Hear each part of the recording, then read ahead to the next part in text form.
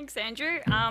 Andrew did ask me a lot of personal questions before speaking, and I was a little bit worried about which of my answers he was going to use, and I think he used all of them, so thanks. Okay, so don't know if I was more worried about nobody being here this afternoon, being at the back end of the conference, or it being a packed house. So it's good to see that I've got a kind of midway point. So I'm glad there's a few of you still with us, and hopefully you listened to Milo yesterday and you're all very hydrated and you didn't use alarms to get up. So what I want to talk to you about today is bushfire risk management planning, which is kind of the space that I live and breathe in the Rural Fire Service. But firstly, I just want to go back to kind of the Black Summer bushfires. Now, we don't need to talk about the Black Summer bushfires because I could take a pretty good guess that every single person in the room here had something to do with those fires and was involved in those fires.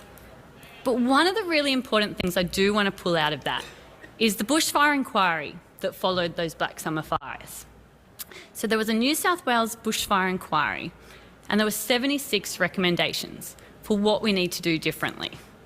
And so I really want to kind of use that as a bit of a theme in this presentation in terms of what can we do differently. And this is really important, and we've seen this in the other presentations we've had yesterday with Simon Herring and Matt White. What can we do differently? What technology can we use? What research can we use? How can we keep moving forward?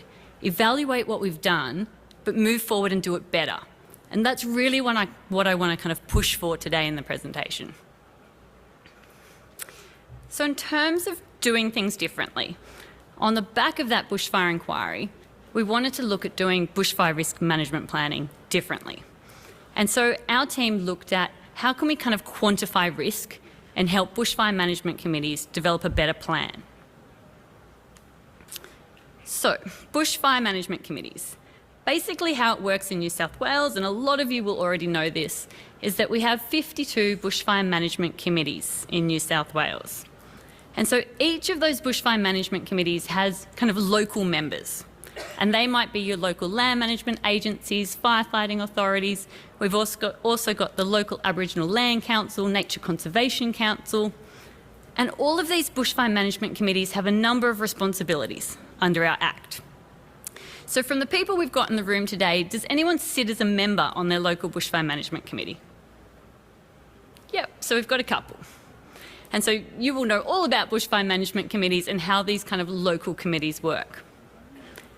One of the key responsibilities of these local committees is to develop a bushfire risk management plan. And that's really where our team comes in.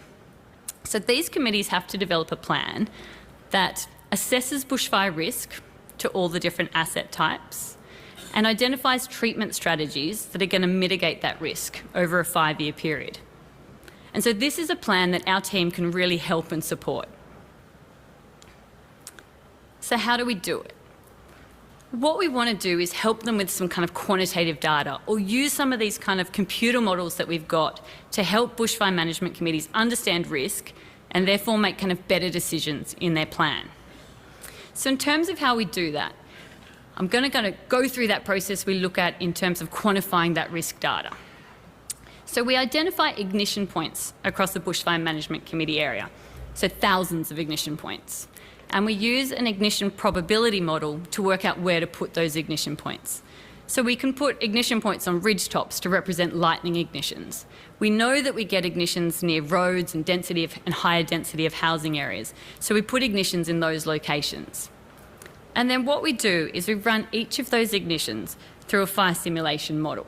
And the model we use is called Phoenix Rapid Fire. So this is an example of one ignition point being run multiple times under lots of different weather scenarios.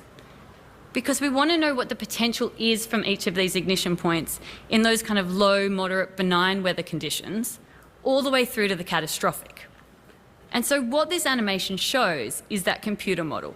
So we have one ignition point under different weather scenarios, and the dark orange colours are showing the fire intensity or flame height. So the darker the orange, the higher the intensity or flame height. And those red grid squares are showing kind of spotting distance or potential spotting distance. We also can look at kind of rate of spread. So how quickly are those fires moving in that part of the landscape? So we do this process thousands of times. So for all of those ignition points, we run every single ignition point lots and lots of times through this fire behaviour model.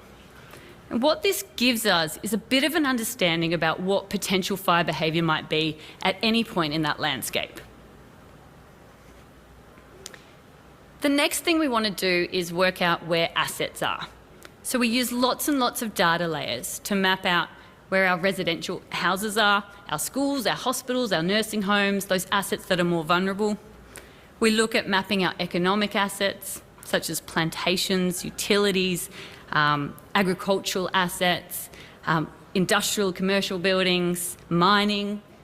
We also map out our environmental species. So where are our key threatened species or our threatened ecological communities?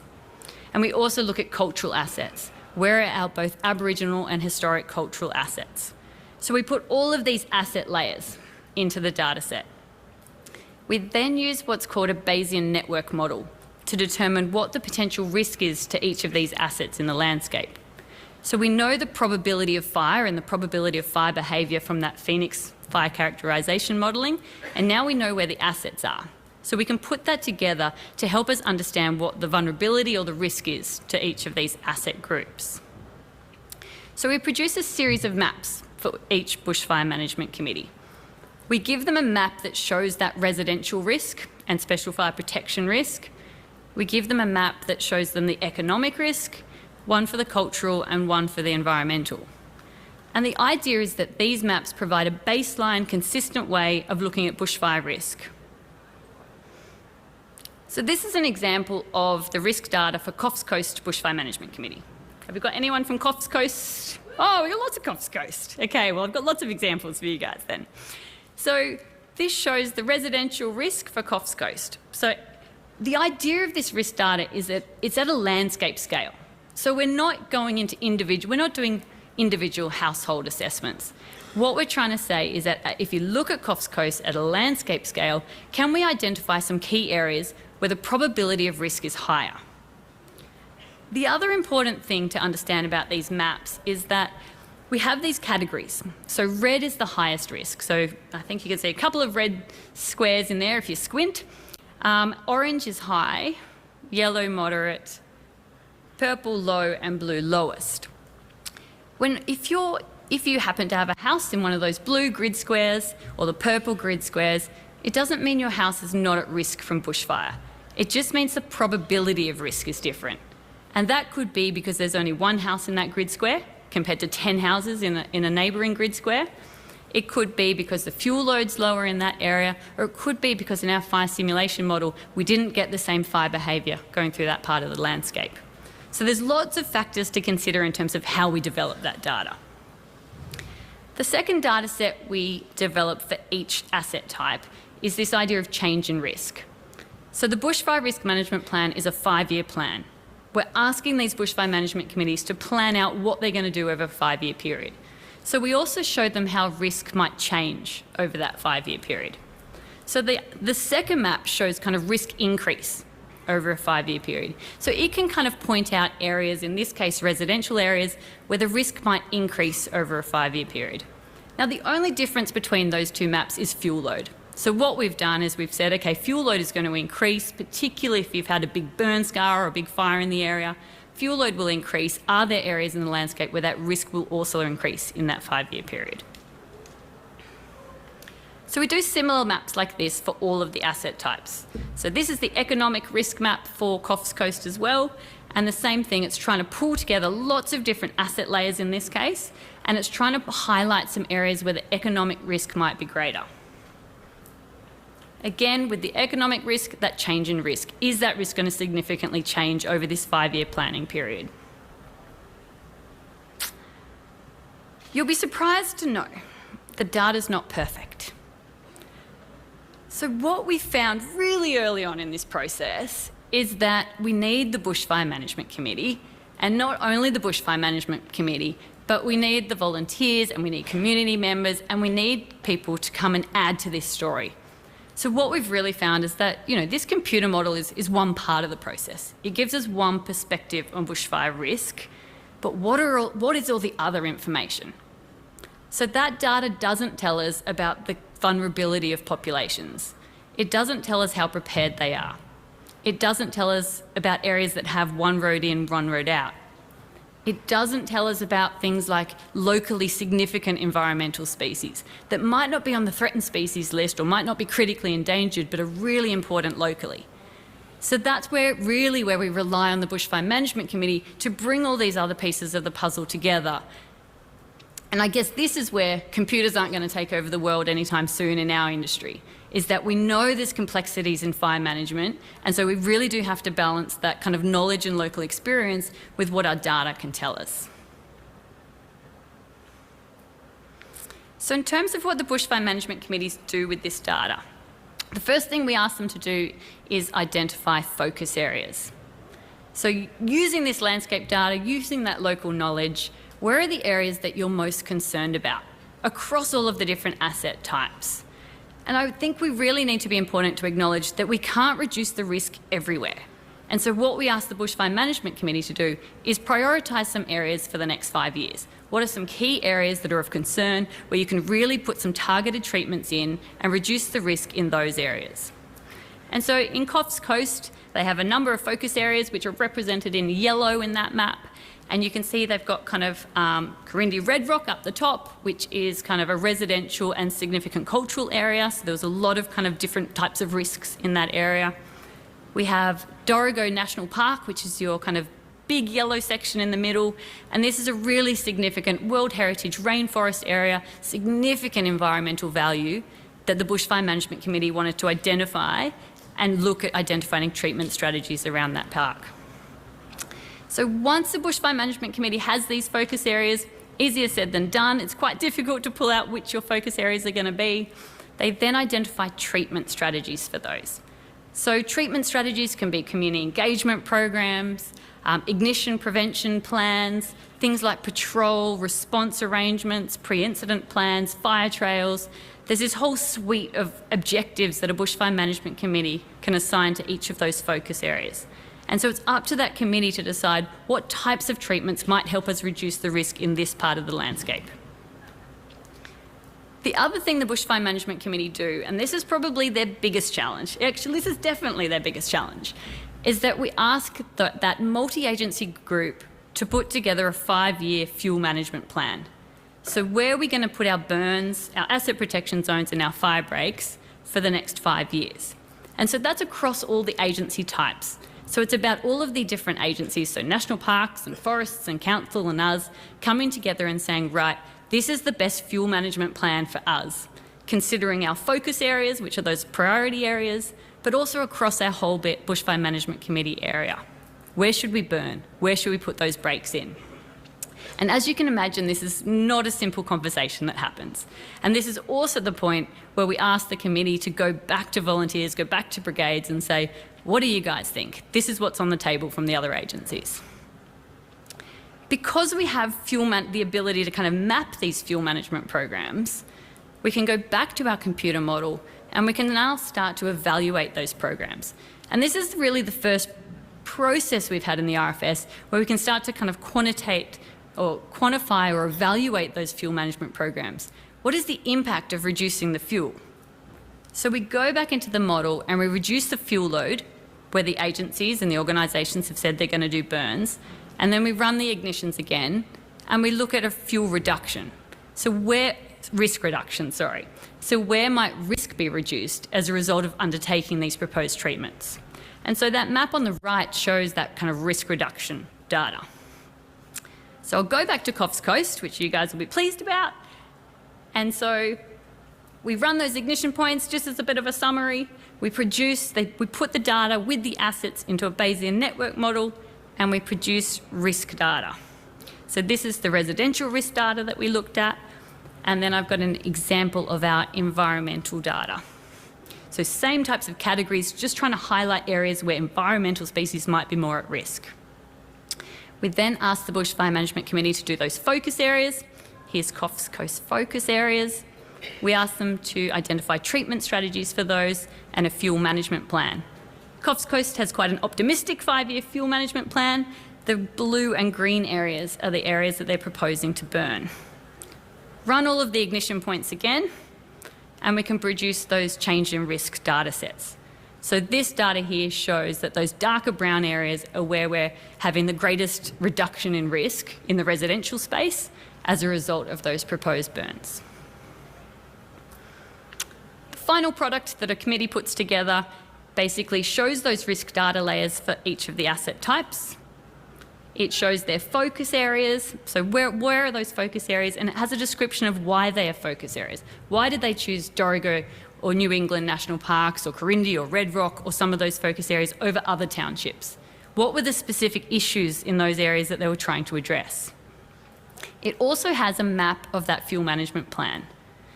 So this is a publicly available document. So the Bushfire Management Committee has to put the document on public exhibition and seek submissions, consider those submissions, and then they sign it off. Once a committee signs this off, it goes to the Bushfire Coordinating Committee, which is our kind of state level body, and it gets approved by the Coordinating Committee. At that point, it's a legislative document. And so therefore, all of the member agencies on the Bushfire Management Committee are required to undertake the treatments that they have outlined in this plan. So this is not, the intent is that this is not a plan that gets put on the shelf. This is a plan that they have a legislative requirement to now carry out, which is why it's a really difficult plan for bushfire management committees to develop, but it's a really important plan for those agencies to come together and get it right. So what I want to do now is kind of evaluate this process. So that's a bit of a description about how the process works. But now what I want to look at is, does it work? Does it help bushfire management committees? Does it help us on the ground to understand risk? So can I get you to raise your hand if you've seen any of this risk data before for your area? Oh, so most of you. So leave your hand up. So for those that have their hand up, I want you to leave your hand up straight if you found it useful. Did it help you understand risk? Did it tell you something you didn't know? Or did it justify what you did know? And I want you to put your hand on your head if you didn't find it useful. Let's be honest, let's evaluate this. If it wasn't useful or you found it misleading, cool. So we lost a few hands, and that's exactly what we expected. And I guess from our perspective, we're seeing the good and the bad in this space. Okay, you can put your hand down now, but I'm glad yours was still up. So I guess that's what we want to do. Let's evaluate this. And going back to, doing things differently, let's continue to evaluate and let's do it differently if it's not working. Let's work out which part of this process works, which part doesn't, and let's fix the bits that don't work. So I'm going to look at three case studies about where we've done this process, and we'll have a look about, case studies where it worked and case studies where it didn't work. So the first one is Lower Hunter Bushfire Management Committee area. Anyone from Lower Hunter? Yeah, Glenn. Glenn knows all about this plan because he was part of developing this one. So Lower Hunter was our pilot bushfire management committee. So they were really the guinea pigs for this process. So apologies continue to go to Glenn and the team for kind of trialling this process and helping us to work out how this was going to work. So I'm going to go to kind of Abermain, Kurri area, and I've kind of zoomed in on a section in Lower Hunter. So the risk data in this area, which you can see on that left picture, shows that kind of high to highest risk. So the model predicted quite a high risk in this part of the landscape. The Bushfire Management Committee agreed.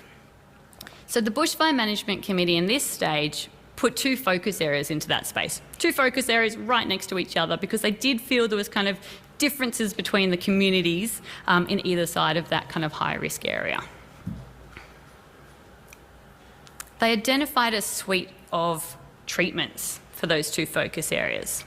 So fuel management, which you can see on the board there. So the blue is the proposed prescribed burns, and the pink is a prescribed burn as well. And the small orange sections you can see are asset protection zones that will be mechanically maintained by BFMC member agencies. They identified that they needed something in the ignition prevention space because they wanted to minimise ignitions in that part of the landscape. So they looked at putting in treatments around kind of restricting access on trails on kind of higher fire weather days. They wanted to look at community preparedness. They had strategies on community preparedness that would ensure that their community could be made more aware and look at prevention. So they had some key objectives with what they wanted to do with the community in that space over that 5-year period. And they also had response strategies. They wanted to review and update the fire trails in that area. So 5 months after Lower Hunter approved their plan, we had the Cessnock Road fire go straight through that same area. So 5 houses were destroyed in this fire, a number damaged and a number of outbuildings impacted. So how did they do? Well, the risk data looked pretty good for this area. There were focus areas that identified it as a problem area and had relevant treatment strategies identified. There was a large number of burns that had also been proposed for that area. I guess one of the issues with this is that this fire came through 5 months after the plan was approved. So these treatments weren't all in place when the fire came through. Okay. The second one I want to evaluate. So now we're going to go to the far south coast. Any far south coast? Ah, yes. I love that you're all sitting together, each group. So we're going to go to the far south coast and we're going to look at the bushfire risk management planning down there as another example of evaluating what we're doing. Okay, so we ran the risk analysis, and this is near kind of Murra, north of Bega, for those that aren't from that area. Okay, so the residential risk data came up really low in this area. So you can see it's in that kind of low to lowest risk categories on that left-hand slide. On the right-hand slide, you can kind of see why it's low. So that big red area is the burn scar from the 1920 fire season. So in our computer model, the predicted fuel load was quite low because the computer model went, well, I'm looking at fire history, that means the fuel load should be quite low. That means our Phoenix model isn't going to have such kind of much fire progression in this area, and therefore the risk is low. The Bushfire Management Committee had only just started drafting their plan before their fire. They didn't actually identify they didn't have any draft focus areas in this area, but they were talking about a fire break along Bermagui Road. And then in 2023, we had the Coolgalite fire. And it came through and destroyed 2 houses and damaged a number of others. It came straight through that burn scar and destroyed some of those houses that came up in that kind of lowish risk category. So how did we do with this one? So really the obvious error in this data here was that we underpredicted the fuel load. And so we know that the risk was incorrect in this part of the landscape. But I guess coming back to kind of learning and evaluating and changing the way we do things, we know that fuel is a problem in this model. And so we have another section of our team that's going out and doing fuel accumulation research in the burn scars for the 1920 fire. So we know that we've had excessive fuel loads in these burn scars, but we need a measure of what that fuel now looks like. So a team goes out and does that, and therefore we can input better data into the model, get the fuel loads right, and next time we run this, hopefully get it far more accurate in these areas that have been impacted by that 1920 fire season. And the last case study I want to look at is in the northwest. So we're going all the way northwest, kind of near Lightning Ridge. Any northwest? They're probably all on their way home. Oh, there's a few. Oh, great. So the Northwest Bushfire Management Committee area, this is kind of Glengarry, so kind of southwest of Lightning Ridge. You can see kind of semi-arid woodland area, so quite a different environment to the other 2 examples. The risk data came out as moderate risk, even though it had really limited fire history. So it didn't have a high kind of incident of fire impacting these areas. The Bushfire Management Committee had drafted their plan and they'd included Glengarry all the way up to Lightning Ridge as a really large focus area. They had fuel management proposed, so the green areas are proposed burns and those orange areas are asset protection zones. They had community preparedness treatments identified in terms of risk awareness, and they had response identified as a treatment strategy. So they were going to develop a pre-incident plan for this area. Before they finished their plan, the Hudson fire came through. And 4 houses were destroyed, a number damaged. So let's evaluate this one. The risk data did a reasonable job in this case. It identified an area as moderate risk that wasn't previously really seen as a risky area in that bushfire space, just to limited fire history. They identified it as a focus area and they had appropriate suite of treatment strategies. This fire came through before this plan had finished, so another lesson for us in terms of let's get these plans done quickly. Let's finish these plans and let's start implementing them. So I guess when we start to look at this data, as a team or our risk planning team, we know there are some errors in the data and we know which areas we need to fix. So we need to continually evaluate that, and that means that our team travel a lot around the state talking to Bushfire Management Committee members. We've spent the last 3 days in a stand asking people about this risk data to get as much information as we can locally so that we can continue to improve it. So we have a plan that helps us understand bushfire risk, but does it work? This plan is definitely better than the last set of plans we had. Does it help us understand risk? In some cases, yes. Is it perfect? Absolutely not. But do we know that? Yes. And are we going to improve that? Yes, we're going to continually improve on this data. So now I want to talk about some of the things we are doing to improve kind of risk planning in this space. We know we need to do things differently. One of the things we all know is climate change. We know that our fire season is going to get longer. We know our windows for burning are going to get shorter. We know we're going to have an increase in the number of dangerous fire weather days. We know we're going to have changes in this climate space that are going to impact us. So what are we going to do differently? Let's start planning for that now. First thing we're going to do in our space, there's new fire modelling technology. We use a system called Phoenix Rapid Fire. There's another system called Spark, which we know is going to behave better, and we've already started using it in some of our operational environments. So the first thing we can do is we can change the computer model we use in the background. We can keep up to date with these science. As these computer models improve, we can bring them back into the system.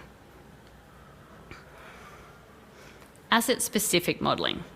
So one of the other issues in the bushfire risk management plan is that we put lots of assets all together in one layer.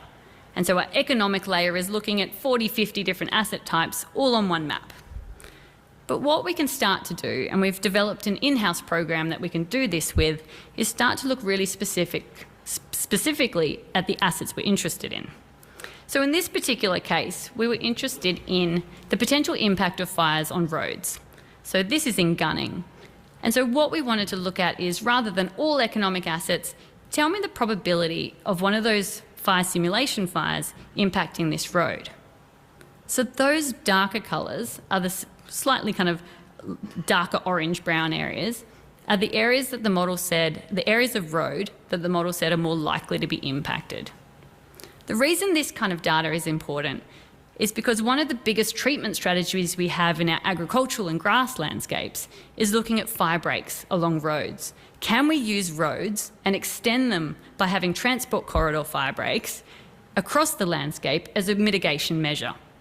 And so data like this may help us to decide which sections of road are those areas that might have the biggest impact on disturbing that fire run or impacting those fire runs. We know that we can't have fire breaks along every kilometre of highway, so let's work out where we can do it and where is the best place to do that.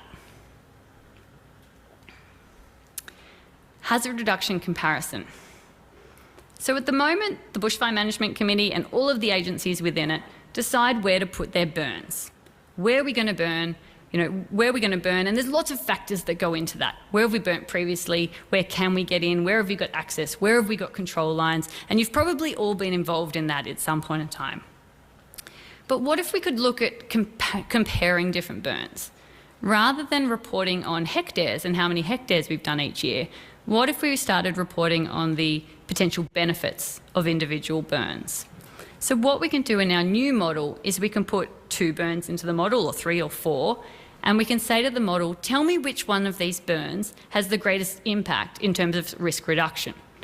Are we better off doing a bigger one out in the landscape or a smaller one on the interface? You can start playing with different ideas. And this technology has already been developed by our team, and we're going to continue to play with this and see what information we can get out of this. We can look at the size of the burns, we can look at the percentage of risk reduction for each of those asset types from each burn, and then maybe we can start ranking burns. Maybe we can help a bushfire management committee decide which of those burns that they've got proposed is actually the most important. Which one should we do first? This, for anyone that lives in the Greater Sydney area or the Sydney Basin, you'll know how important this is when we have smoke issues. So if we've got a large number of burns proposed for a weekend, and that weekend happens to be the Sydney Running Festival, well, we can't do all of those burns, and some of those burns will actually be cancelled due to smoke. But what if we could work out in a clever system which burns to cancel? What if we could work out of all of those burns proposed, which is the most effective, which is the most important, which is going to have the greatest risk reduction, and make sure that those are the ones that go through. The next thing is modelled impact time. So we're working on a schools case study. So what we're trying to look at is schools and how resilient schools are to bushfire, and what is the potential impact of fire on schools. So anyone from Glenorrey? This is a very specific school. I know we've got a few from Glenorrey. Yep. Okay, so this is a case study this is Glenorrey Primary School. The little red circle goes around Glenorrey Primary School. So we wanted to look at kind of evacuation of schools and help schools with kind of their emergency management planning. So a lot of schools have an evacuation plan. Not many schools have a shelter-in-place plan. Generally, the Department of Education wants to remove kids out of that location. But what we need to do is start talking to these schools around the state and give them an idea of how much time they might have to evacuate. Let's give them some realistic information about how quickly they could evacuate a school and how quickly a fire could impact them. So the intent of this case study is to work with this particular school, in this case it's Glenorrey, and let's work out under different fire danger ratings or fire behaviour indexes, how much time might you have before that fire will impact your school? And so we can work out how long it would take for embers to get to that school, and also how long it would take for that fire front to get to the school, so that we can really understand about this kind of evacuation space. So what that map's showing really is the white circles are kind of proposed ignition points. We've just flooded the area with ignition points and we've run them through a fire model. The circles coloured red are the ignition points that will get to that school within 0 to 2 hours. And then orange, 2 to 4, 4 to 6 for the yellow, and we don't have any green ones in there. And so you can also see there's a lot of white ones. And we've only run this for a 12-hour period. So a lot of those others might also get to the school, they just take a bit longer. Or some of them went out along the way. And so this is just draft data, but this is some of the stuff we're looking at. How can we use this technology to better inform us, to better evaluate what we're doing? And the last one is fire frequency. So this is something we've been talking about a lot in our team lately. How frequent do we do hazard reduction burns? We have an environmental approval process that gives us some guidelines in terms of getting an environmental approval for how frequently we burn, depending on the vegetation type. But what if we burnt more frequently? What if we found areas in the landscape, such as an interface area, where we burnt it every year or every second year? What if we started looking at significantly reducing fuel loads in small targeted areas, and then still having our kind of 10, 15, 20-year cycle in the broader landscape? So this is kind of a new concept that we're looking at, and there's absolutely environmental considerations in this space. We know that we're going to have environmental impact if we burn frequently.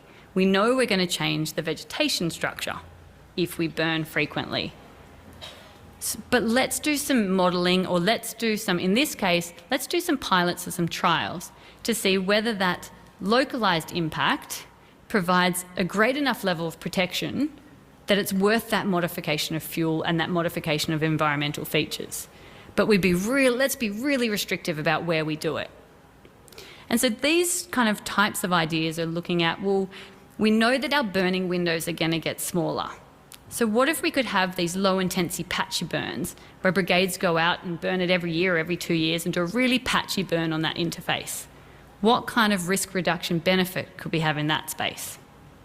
So we've got Professor Ross Bradstock working on this and doing some environmental analysis and also looking at all of the research in this space to see whether this is something we could do, and if we did do it, how would we do it? What would those rules be around frequent burning? What are the benefits going to be about frequent burning? And let's really make sure we know what these environmental impacts are going to be. So we have a plan that helps us understand risk. Does it work? We have lots of technology that can help us to understand risk, but we need to understand what that technology is telling us. We need to understand the disclaimers or what that technology is not telling us.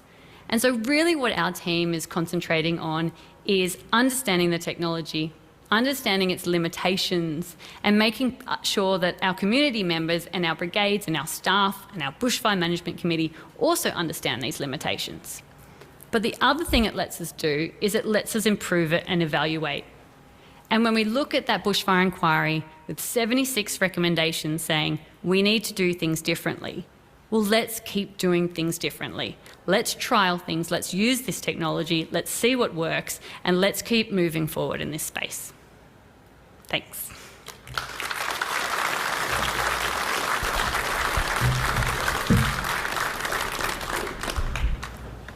I think we have time for some questions. Susannah, we have got time Okay.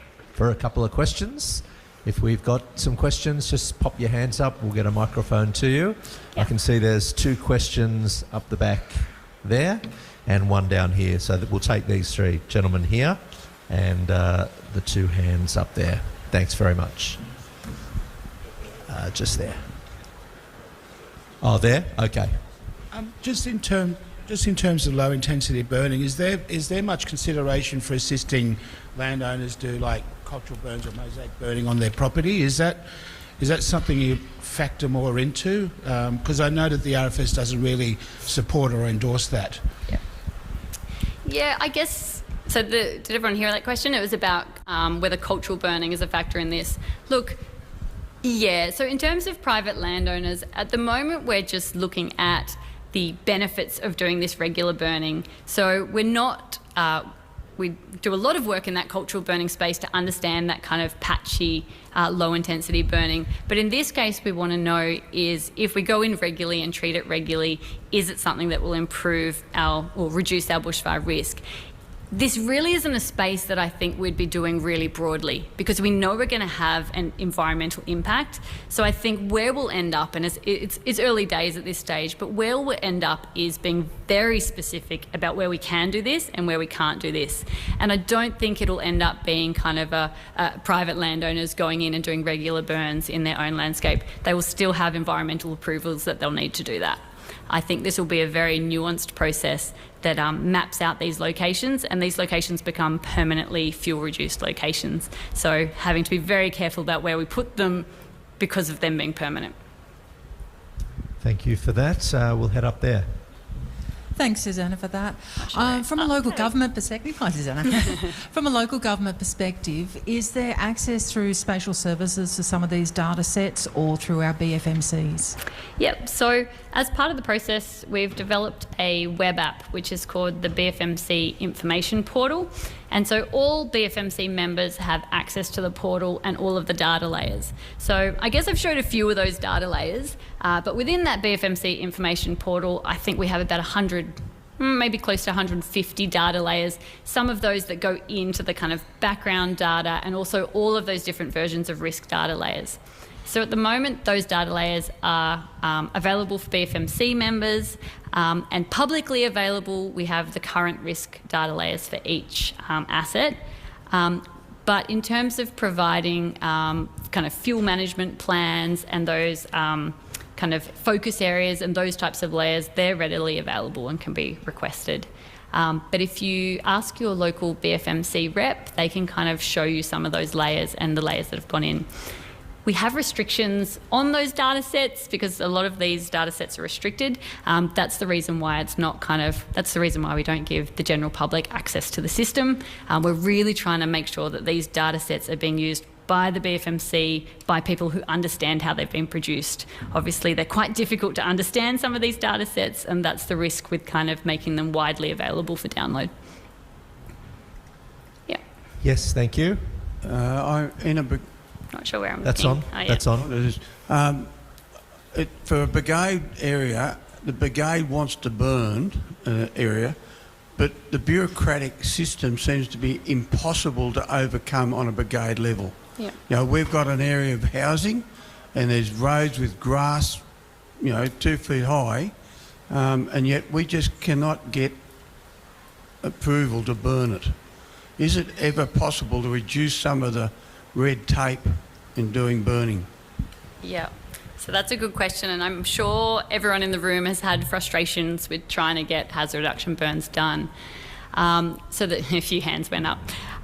So there's a few things in there. Firstly, we have an environmental approval process that we have to follow. So to get an environmental approval process, we need to be within our environmental restrictions, and that's a legislative issue.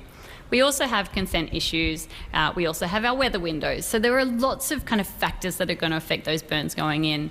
But what we're asking, I guess how we're trying to address it in the Bushfire Risk Management Plan is where during the development of that plan, we're encouraging bushfire management committees to bring together the volunteers. Most bushfire management committees have brought together kind of the senior leadership teams and go through this process with them. Because if we can get those really important, valuable burns into the risk plan, then they become a legislative treatment in that risk plan. And so that's that discussion that has to happen at the local level. But the other important thing about that happening at a local level is that we can't burn everywhere. So we need to be really realistic about what we can burn in a 5-year period. And that's why we don't kind of fill the Bushfire Risk Management Plan with all of our burns we've ever thought of. We really need to think about this is priority burns for a 5-year period. Where should those priority burns do? But I definitely encourage you to kind of get in touch with your district office, work out where their Bushfire Risk Management Plan is, and see if you can have that as part of the discussion. Thanks for that. We'll take the question there, and if it's a quick one, I can still see there's a gentleman up the back. We'll take that one as well. We've got a couple of minutes, so if you can make them quick, thanks. Thank you. With the Bushfire Risk Management Plan, I appreciate what you're saying. There's the good, the bad and the ugly with it. It seems to me that the time slot that we have to do HR is getting smaller and smaller and smaller. Yeah. Because we've had a really wet, soggy year on the East Coast. Yeah. So when we were trying to put in our last HR, it wouldn't even catch. So now we've got an enormous amount of fuel, and we're never going to get it done in time. Yeah. There's always going to be something that goes. One of the good sides is after the 1920 fires, we saw Australian native species come back that hadn't been seen in the area for 50 years. So we've got things like Australian red cedar growing, and we're just hoping we don't lose them. Thanks. It's a really good point. And as the Bushfire Management Committees develop these 5-year plans, we know there's going to be difficulties in implementing some of those treatments. That is also part of the reason why we've started to investigate these kind of smaller areas that have more frequent burning, because we feel as those burning windows shorten, which we know is going to happen, maybe there are sites that are easier for us to get in, and they're not big landscape burns that we need the perfect conditions for. And so that ability of kind of thinking forward, maybe we need to narrow these down, and therefore that ease of access, getting brigades in, they've got, if the morning looks good, you could go in and do a patchy burn in it. So that's that kind of intent in that space. Just needs a fair bit of research to support it. Thank you for that. And final question up the back. Hi. Yep, hello. This is all really, really good and useful information. It really is. It's cool stuff.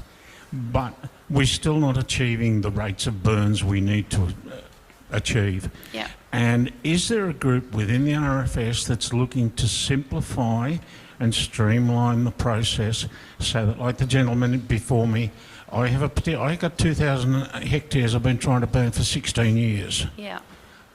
And the RFS can't achieve their targets And I'm thinking that maybe there should be a group within the service, and I'm not sure where we do some research as to the human factors within the service that are preventing and standing in the way of achieving what everybody wants to achieve. Yeah. And I got to say, if you had a small part of your group working on that, that would be really, really effective as the rest of your programs. Thank you for that. Thank you. I think we are going to end it there. Thank you for the comments. Thank you for the questions. Please thank Susannah for the presentation and the work that you and your team are doing. Thank you very much.